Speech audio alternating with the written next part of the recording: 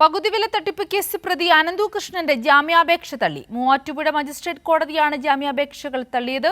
വിവരങ്ങളുമായി ഉമേഷ് ചേരുകയാണ്. ഉമേഷ്, രാവിലെ മുതൽ നമ്മൾ കാത്തിരിക്കുകയായിരുന്നു കോടതിയുടെ തീരുമാനം ഈ വിഷയത്തിൽ എന്താണെന്ന് അറിയുവാൻ. ഇപ്പോൾ ജാമ്യാപേക്ഷ തള്ളിയിരിക്കുകയാണ്.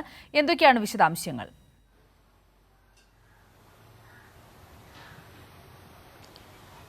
പ്രോസിക്യൂഷൻ അതിശക്തമായി ഈ അനന്തു കൃഷ്ണന്റെ ജാമ്യാപേക്ഷയെ എതിർത്തിരുന്നു. അനന്തകൃഷ്ണൻ പറഞ്ഞത് ഇതൊരു സിവിൽ കേസാണ്. അനന്തകൃഷ്ണന് വേണ്ടി അഭിഭാഷകൻ കോടതിയിൽ പറഞ്ഞത് ഇതൊരു സിവിൽ കേസാണ്. ഇത് സാമ്പത്തിക പ്രശ്നങ്ങളെ തുടർന്ന് ഉണ്ടായ വിഷയങ്ങളാണ്. ഇതൊരു ഗുരുതര കുറ്റകൃത്യമല്ല. നിയമപരമായി തന്നെയാണ് തൻ്റെ സ്ഥാപനം പ്രവർത്തിച്ചിരുന്നത്. GST നമ്പർ അടക്കമുണ്ട്. സ്വന്തം പേരിൽ ഒരിക്കലും പണം വാങ്ങിയിട്ടില്ല, സ്വന്തം അക്കൗണ്ടിൽ പണം വാങ്ങിയിട്ടില്ല എന്നൊക്കെയാണ് അനന്തകൃഷ്ണൻ്റേതായ വാദം ഉണ്ടായത്. പക്ഷേ ഇതിനെ ശക്തമായി പ്രോസിക്യൂഷൻ എതിർത്തു.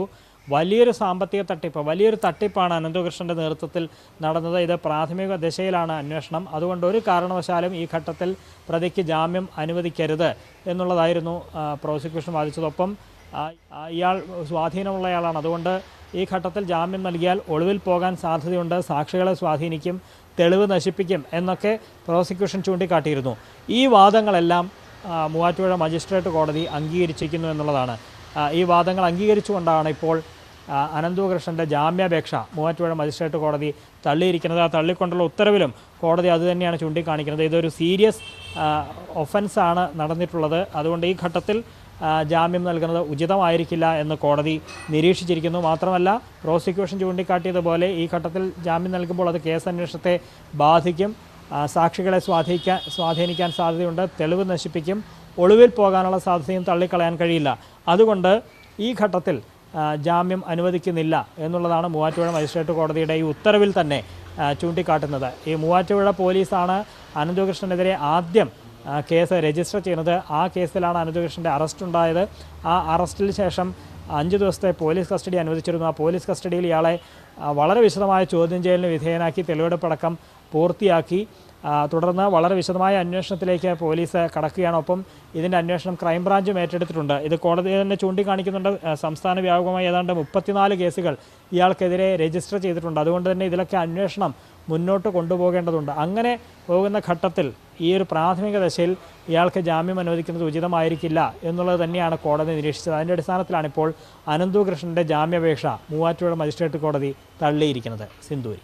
ഉമേഷ്, കഴിഞ്ഞ ദിവസം കോടതിയിൽ ഹാജരാക്കിയപ്പോൾ അനന്തകൃഷ്ണൻ പറഞ്ഞത് ഉന്നതർ ബന്ധപ്പെട്ട ഒരു വിഷയമായതുകൊണ്ട് തന്റെ ജീവന് ഭീഷണിയുണ്ട്. അത്തരത്തിലുള്ള ഒരു പരാമർശം അനന്തകൃഷ്ണൻ കോടതിയിൽ നടത്തിയിരുന്നു. കൂടുതൽ സുരക്ഷ വേണം എന്ന രീതിയിലൊക്കെ അദ്ദേഹം കോടതിയിൽ ആവശ്യപ്പെട്ടിരുന്നു അനന്തകൃഷ്ണൻ. ആ വിഷയത്തിൽ എന്തെങ്കിലും തരത്തിലുള്ള പ്രതികരണം കോടതിയുടെ ഭാഗത്തു നിന്നും ഉണ്ടായിട്ടുണ്ടോ?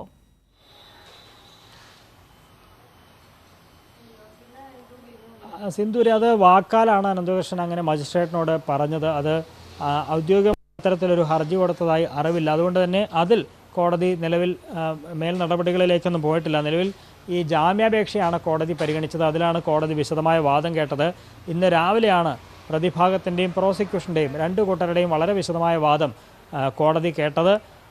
ഈ ഒരു കേസിൽ ഇതൊരു ക്രിമിനൽ കേസായി കാണാൻ കഴിയില്ല, ഇതൊരു സിവിൽ കേസാണ്. താൻ സ്വന്തം നിലയിൽ ആരുടെയും പണം സ്വീകരിച്ചില്ല, സ്വന്തം അക്കൗണ്ട് വഴി സാമ്പത്തിക ഇടപാടുകൾ നടത്തിയിട്ടില്ല. തൻ്റെ സ്ഥാപനം നിയമപരമായി തന്നെയാണ് പ്രവർത്തിക്കുന്നത്. GST നമ്പർ അടക്കം ഉണ്ട്. അത്തരത്തിലുള്ള രജിസ്ട്രേഷൻ എല്ലാം പൂർത്തിയാക്കി വളരെ നിയമപരമായി തന്നെയാണ് മുന്നോട്ട് പോകുന്നത്. അതുകൊണ്ട് തനിക്ക് ജാമ്യം അനുവദിക്കണം എന്നുള്ളതായിരുന്നു അനന്തകൃഷ്ണന് വേണ്ടി അഭിഭാഷകൻ കോടതിയിൽ വാദിച്ചത്. എന്നാൽ പ്രോസിക്യൂഷൻ വളരെ കൃത്യമായ തെളിവുകൾ സഹിതം ആണ് ഇതിനെ എതിർത്തത്.